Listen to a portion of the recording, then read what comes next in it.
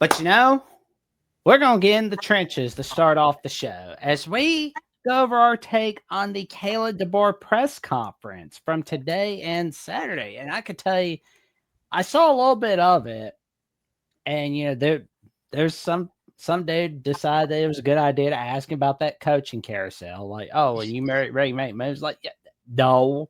Like, who leaves for Bama for the snowy cold weather?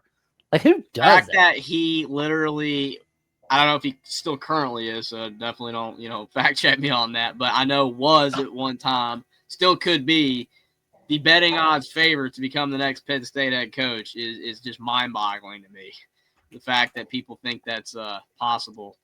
I know everyone's hinging, well, they lose to Auburn, and Bama fans want to run them out of town, so the Penn State seems viable. I don't know, man. I don't agree with that.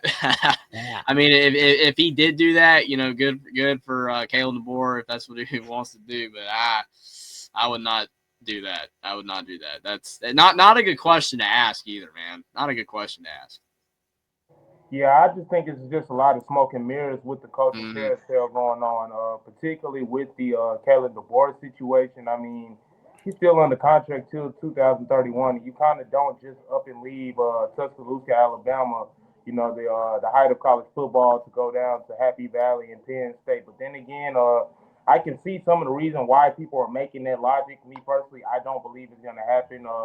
Some people are saying that Penn State is an easier job, less expectations, things of that nature, but still the same. I believe Kellen DeBoer knew what he signed up for when he came to Tuscaloosa over a year and a half ago, and he's still in a good position. I mean, this team is still on pace to win over 10 games. Harder to recruit at Penn State than Alabama, though. Alabama kind of recruits itself. I think right Penn State is still. I think they're still salty about getting their butts whipped in 1981 with that 7 and out with a little rendition of the goal line stand. They're still bad about the goal line stand from the 1979 Sugar Bowl, and they're pretty mad about desperation block from 1989 and getting chewed up like a chicken nugget in their own backyard in 2011 at 2:30 on ABC. Well, what cracks me up about Penn State, though, is how they're suddenly starting to sound exactly with what I said when James Franklin got fired.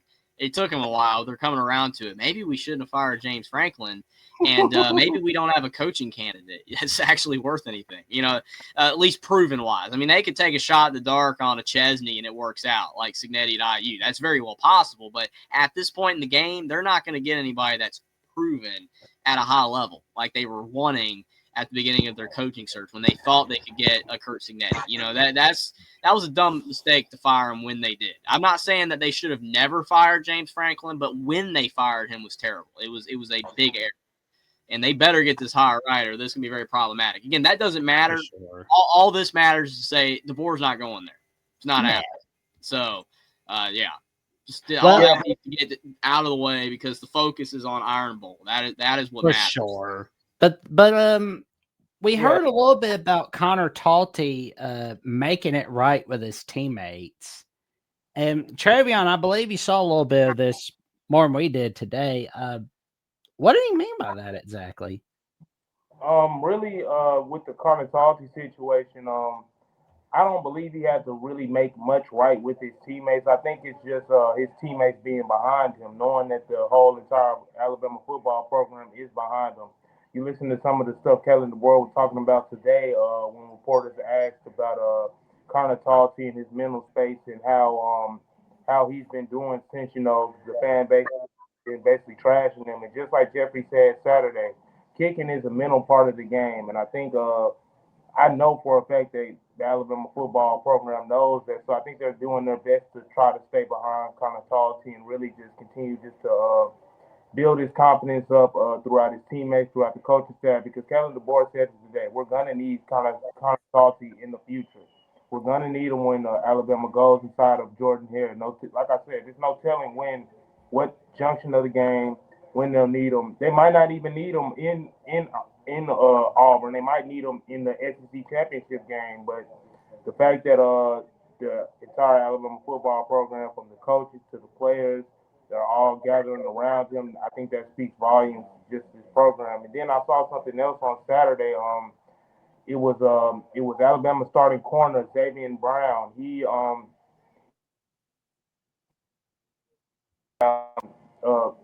basically about the Talty situation.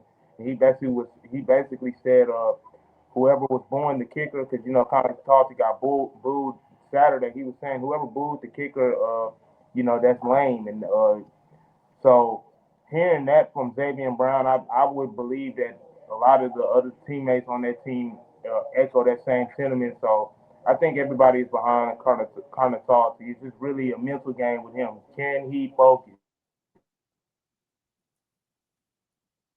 It's good to see the team are behind him.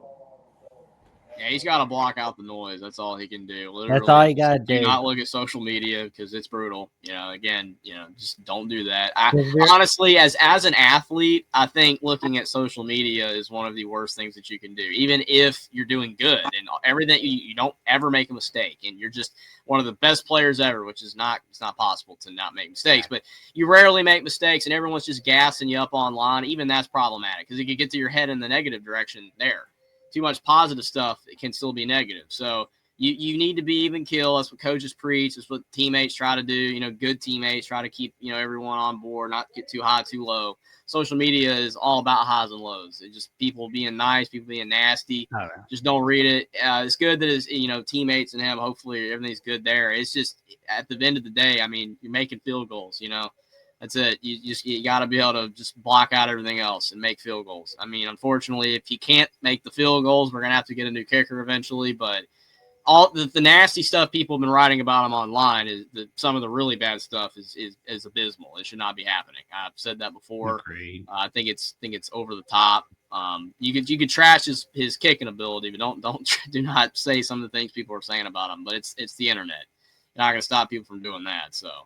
But yeah, hopefully he can stay focused. For sure. And he talked a little bit about evaluating Josh Cuevas throughout the week, because we didn't see him play last week. And thank God he's getting healthy. I would love to see him come back for Saturday against the Auburn Tigers. And that's not to say that we don't have cable we've got amazing tight ends behind Cuevas, but you want to make sure you've got all your guys ready, especially for this 2025 edition of the Iron Bowl. The production Cuevas has given us has been massive this season. He's been an X factor, not talked about enough by the national, pundits. Definitely by Alabama fans, but nationally, he's completely floated under the radar. He's been really good. Well, that's why you come to Alabama with the Voice of College Football to hear a little more about Josh Cuevas, ladies and gentlemen. Go ahead, Travion. No, I was just gonna piggyback on what you guys were saying. Josh Cuevas, that's been the dude that's been the unsung hero of this Alabama offense. Since week one, you've seen even in week one down there in Tallahassee when Alabama played Florida State.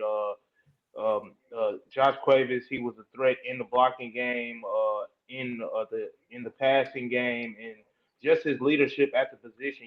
Being the senior tight end, knowing the importance of the Iron Bowl, knowing that these are some of his last college snaps. So I just think that it was pretty smart of Kalen DeBoer and company just to rest Josh Cuevas over this past weekend, because you see they could have brought me out there and won with versus Eastern Illinois, but the fact that they were able to rest of Josh Cuevas and some of those other guys like a Parker Brailsford, like a Jeremy Bernard, and some of the veterans on this team, and get them able to get an extra week of rest under their belt so we can be full hands on deck when we go into Jordan Hare Stadium. I think that's a big deal in itself. So happy to see that Josh Cuevas is trending in the right direction, because, like I said, Saturday they're definitely going to need him in the passing game, in the blocking game, and just his veteran presence overall.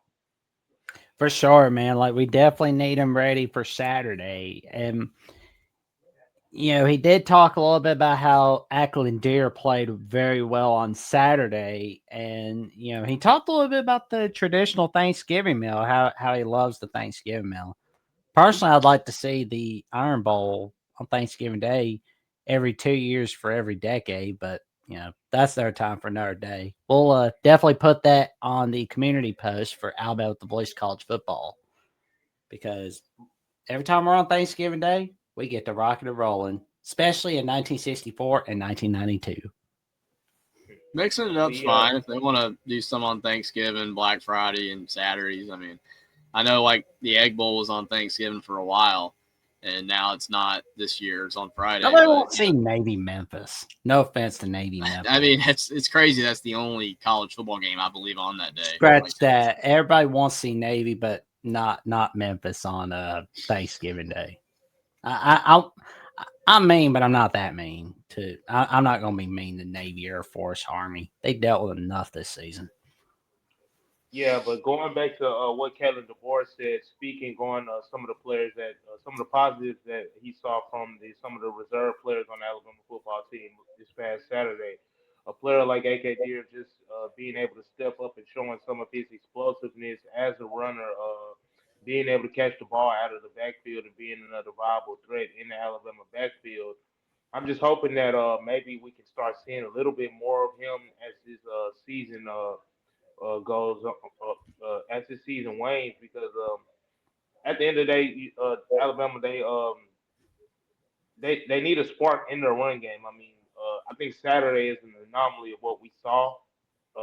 Of course, it's going to be tougher sledding in the run game on Saturday when they face Auburn, who has the top defensive line towards stopping the run game. I think them and Oklahoma have two of the top defensive lines in the SEC in terms of stopping the run game. But a player like a AK Deer, like a Daniel Hill, those can definitely be sparks to the Alabama running game. So I like what I saw from AK Deer, and I'm hoping that we can maybe potentially see more of him. I really don't know just because he's played two games this year, and they're kind of getting to the area of do they want to reserve his red shirt or not? Because the more you play him, that's gonna burn his medical red shirt. I mean his red shirt for his freshman year since he is a true freshman. But that really that just depends on how the coaching staff is looking at things. I mean, if he can help Alabama win now, I don't think they will be looking at that. But like I was saying, a player like AKJ could definitely give a spark to this Alabama backfield if needed. Oh, yeah, it's gonna be fun seeing Eklund Dia because like because like I know I bragged a lot about him in the off season. And I'm just glad that we got to see a lot of them on Saturday. And I hope to see him at some point in the Iron Bowl. That would be pretty cool. Yeah, I think it would be cool too. It's just Alabama, they got Jam Miller, they've got Daniel Hill and we saw a little bit of Kevin Riley trying to mix him back, get him back in the mix. So I really just think Alabama's going to play it a running back by committee type of approach they'll take to the Iron Bowl Saturday and potentially into the postseason. But they have the backs that can get it done. It's just the will and want to. And Kalen DeBoer and Ryan Grubb have spoken a lot about this season. They have the personnel. It's just putting it all together. So hopefully we can see a much more put together group in Auburn on Saturday. There we go, man. It's going to be a fun ride for Saturday. No doubt about it.